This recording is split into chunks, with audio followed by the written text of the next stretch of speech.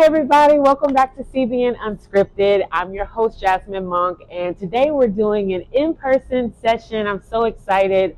You guys have no idea how grateful I am on who I'm actually going to be interviewing today. We have none other than Coach Rick Irvine, guys. He is a North Texas USBC Hall of Famer. He is a high school bowling coach. In addition to that, he is the youth director here at Strikz here in Frisco, Texas. He's been bowling since the age of 7. And the cool thing, which I got a chuckle out of this, his father encouraged him at the age of 12 to become a volunteer coach to teach others the sport of bowling. So that tells you how long he's actually been involved in bowling. He's probably been through every aspect you could possibly think of. And so I'm really, really glad to have him here because today we're going to be talking about youth bowling.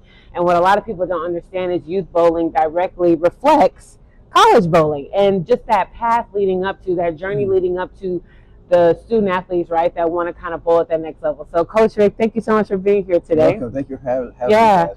Of course, of course. So first I just kind of want to start with kind of what you feel is kind of the current state of youth bowling, right? Because you've been doing this a long time. You've watched a lot of kids that have bowled. They're now adults. Some bowled in college, some maybe did not, but you've seen a lot of things. So here in 2026, right now, what do you feel is kind of the current state of youth bowling? Well, I think it's on the decline again. We went from 66 bowlers here to down to 20. The past season actually had maybe 40 for the fall and now 20 something for the summer. But I think that the gap is there's more things for young kids to do these days, right? With all the online gaming and everything. So I think if parents understood that the kids could actually get some scholarship money in bowling from the very first time they roll a bowling ball all the way through college. We've given away almost $60,000 in scholarship money since I started this. $60,000? That's crazy! Yeah. Wow. Sometimes we get sponsorships. I'm working on getting sponsorships to increase that pool. But so everybody makes money. Everybody gets scholarship money. Everybody gets awards here at Strikz, regardless of what they come in. Right? They get merit awards, not participation awards. So I make sure they get what they earn, but everybody gets something. And also throughout the bowling day, right? I give out game cards. Yes, he does. He does a lot. I give out game cards for things like the first strike ever, or the highest game ever, or every week it's kind of like they do the pizza winner, right? For the adult leagues, I give out the game card for the highest handicap score. So the kids look forward to that. I just wish we had more of them participating, right? I know some other bowlers left for other bowling centers, right? I can only do here at Strikz one league a week, Saturday mornings. I know other centers have more availability on their side to do more like sports shots and adult youth leagues and such. So, but I still feel this is the best coach league in the area. I mean, we have 4 volunteer coaches every week. Every kid gets his attention, and I really feel like that we start them off from scratch and send them to college here. I've had kids that I saw, bowling with their parents during Kids Bowl Free. I walked up and said, "Hey, there's some talent there." And fast forward now, that girl is bowling. I got her watch her bowl in the Final Four in the NCAA. Oh, that's amazing! That's amazing. Right here at the ITRC. So it goes from Kids Bowl Free to college scholarships. So to me, that's what it's all about, watching them grow. And I also have a few that actually are on the pro tour right now. So that's amazing. So man, it's so, you said so much. I was like, I have to pick it apart. I agree with you. There's so much for kids to do these days. What do you feel is kind of a gap or a disconnect when it comes to the parents and kids? Or let me take that back. What would you tell a parent besides just the scholarships? Like, why should their kid bowl? Because when people think bowling, they think cosmic lights and alcoholic beverages, and some don't even know that it's a path, right? So, like, what would you tell those parents out there that may be looking to get their kid into this sport? Well, Title IX, number one. Title IX gives bowler scholarships for young ladies who participate in number one. and number two, you can do it for life. I mean, I know you can get scholarships for other sports too, but bowling is probably one of the only sports that you can do for life. Agreed. Right? I mean, Yeah. I'm 63 and I'm still competing with the best of them out there, right? Yeah, yeah. So, I mean, you don't have to be a super athletic person to do it, but of course, athletic ability helps with bowling, right? You have to you have to be in some kind of shape to be able to bowl all the games you bowl, especially out on the tour, right? So, yep. But you know, when in high school too, I know sometimes kids get picked on a little bit because they bowl, but I know like there have been some professional football players from Dallas Cowboys that actually bowl league here, right? And they do it well. And there's some former professional baseball players that are now on the pro tour bowling, right?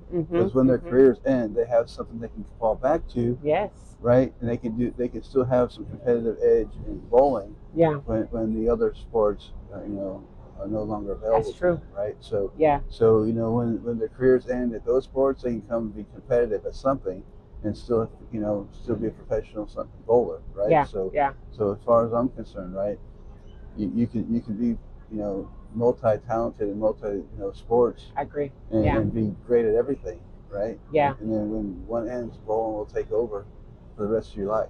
Yeah. No, I agree with that. Bowling is a lifelong sport. That's part of the reasons I absolutely love the sport, and I'm advocate I've been advocate since forever. You can be disabled and bowl. I can bowl with my grandmother. My daughter can bowl with my grandmother. That's her great grandmother. Right. I love that so much. What do you as far as your group kind of, at Strikz, what do you teach the kids? Do they all know that college bowling exists? Do you tell them, right? Because when people hear scholarships, they may not put two and two together. They may use that scholarship. They may bowl in college, maybe they won't. They can use it on books. They can use it on, whatever. But anyways, what are you kind of instilling in your kids? Because, for example, when I was a kid, I bowled. Now, basketball is my first sport, but I bowled youth travel league. I bowled on Saturday mornings. I bowled tournaments. I still didn't even know that college bowling existed. And I'm I'm in high school, and I'm thinking I'm going to go play basketball in college. So how are you kind of bridging that gap there as far as letting these kids know that there is kind of a next level if they don't know already? Well, I put that forward right from the beginning. Okay. My information paper, has scholarship money, and it also has the college level participation too, right? So I make sure right from the start everybody knows what they can expect out of bowling if they really work hard at it and want to pursue a scholarship or even a professional career, right? So there's plenty of opportunities here in the DFW area, right? Not just at Strikz, right? There's plenty of other leagues and other avenues to become proficient at the sport shots. So it's not just a one-size-fits-all program, right? So what I do here, I instill the basics for the kids, right? And I make sure that they learn the love of the game, number one, right? When they love the game, they'll do anything with it. So it's really cool to see them start 5, 6 years old and then move on, and next thing you know, they're way taller than me, taller than me. They like Miracle Grow, right? and they're out there, bowling on tour with the rest of the guys. So for me, that's the fun thing. They instill a love of the game. They go out and they pursue the ones that work really hard. There's been a few that come out of this program that work really hard that have made it. So they've gone on and sought out challenging sport shots and ways to increase their skill sets. And when they do that, it's like a no-brainer to them. They just go out and they bowl. And they have fun and they enjoy it, right? It doesn't seem like they're struggling with anything. They just go out and do it, and they love the game. So when they have that instilled in them, they can just, the sky's the limit what they can accomplish. Yeah, no, I agree with that wholeheartedly. I'm going to kind of flip the script a little bit. So what do you feel that college coaches or kind of collegiate bowling as a whole could do for youth bowling, could do more of to help, youth bowlers, those youth bowlers that may want to take it to the next level that you kind of haven't already seen? Well, that's a great question because I know quite a few college coaches out there. Maybe they can put some kind of effort to show people that they have a program, right? They can do some more but I see them go out to the state tournaments and stuff to recruit when at that level. But maybe they can do some more, I don't know, advertising or put out some more promotions or some kind of material that shows, hey, this is a laundry list of colleges that offer bowling, right? And maybe they'll even attract the parents to let their kids start coming to bowl. Yeah.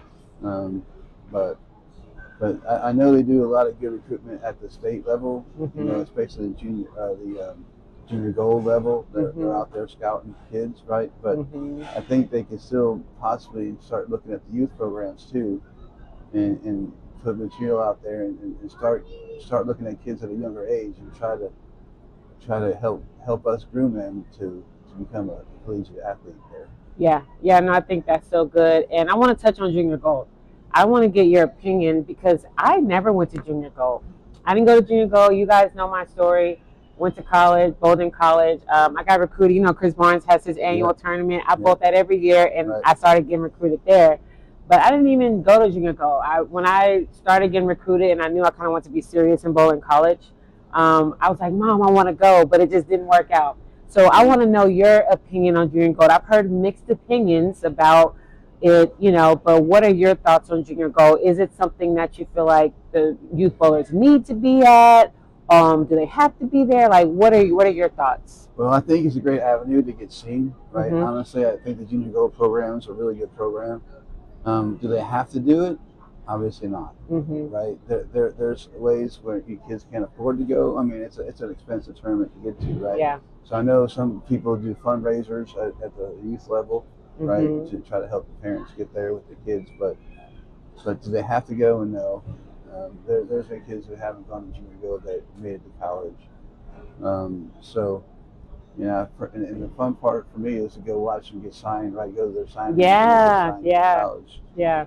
Of course, but if you can make it to junior gold, I mean, it's really a great experience. I was out there one time watching it, and it's a grueling condition, right? It definitely makes you mentally more tough than maybe the youth leagues alone do, but so I really don't have mixed emotions about it. I think it's a really good platform to be seen and for kids to shine through. Yeah.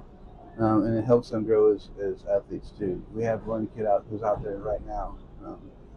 He's a really good bowler, so I think it's a good platform, but is it an absolute necessity to get to college? I don't believe that's true.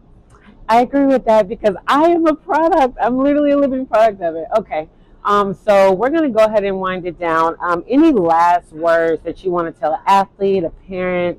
Our audience is kind of mixed. So, right, like we're focused on college bowling. However, it's a little bit of everybody that watches this podcast. But anything you want to leave the audience with before we get off? Yeah, so bowling's a really great sport, and it's more than just taking a bowling ball and rolling it down the lane. There's a whole lot more to it. And if you can get your kids involved, the earlier the better. Let them learn the skill sets, enjoy the game, and you know, get them an avenue to, you know, get them to college too, right? I know we have multi-sports athletes who go to college from women's softball and women's bowling, right? We have a couple of those. Yeah. So there's many ways to get money, but bowling is a really good way to start that college adventure. Agree. I couldn't agree anymore. Well, thank you so much for your time. Thank you, Jasmine. Make sure that you guys like, share, and subscribe, and we will see you guys on the next episode. Take care. All right. Thank you. Thank you, Jasmine. Appreciate it.